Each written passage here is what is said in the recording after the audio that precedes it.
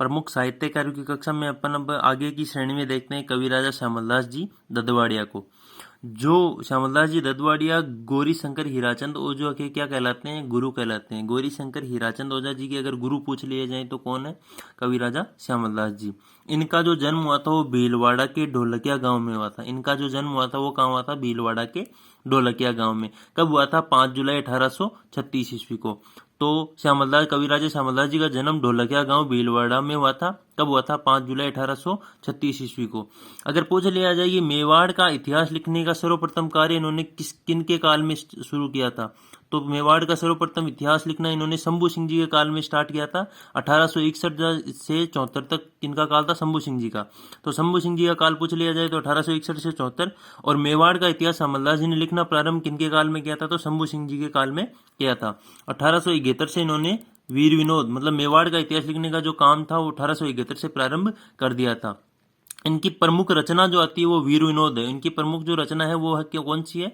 वीर विनोद। वीर विनोद को लिखने में लगभग श्यामलदास जी को 21 वर्षों का समय लगा था। कितने वर्षों का समय लगा था? 21 वर्षों का। 1871 से इन्होंने वीर विनोद को लिखना प्रारंभ किया और 1892 तक इनकी वीर विनोद पूरी हो गई थी। 1871 से 1892 लगभग 21 वर्षों का समय वीर विनोद को लिखने में लगा था। वीर विनोद को लिखने में खर्च की अगर बात की जाए तो 1 लाख रुपए लिखने में हुआ था। वीर विनोद को लिखने में 1 लाख रुपए का खर्च हुआ था।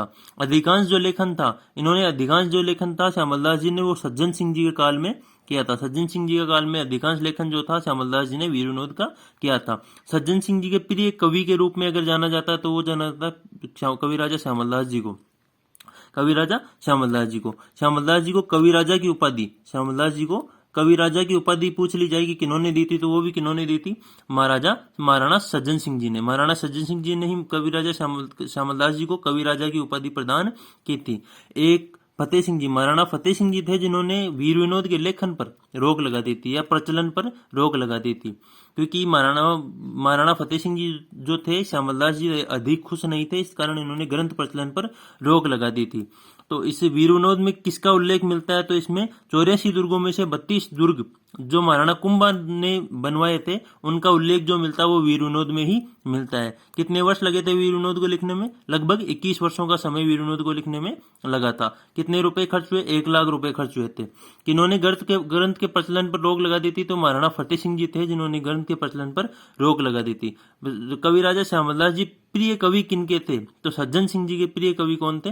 कविराजा श्यामलदास जी। इनको कविराजा की उपाधि किन्होंने प्रदान की? तो वो किन्होंने प्रदान की थी? सज्जन सिंह जी ने इनको कविराजा की उपाधि प्रदान की थी।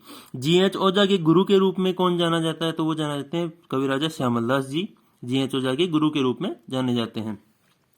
वीर विनोद के खंड पूछ लिए जाए तो 4 खंडों में वीर विनोद का लेखन हुआ था। कितने खंडों में? 4 खंडों में, जिसमें उदयपुर लगभग मेवाड़ का इतिहास समाहित है।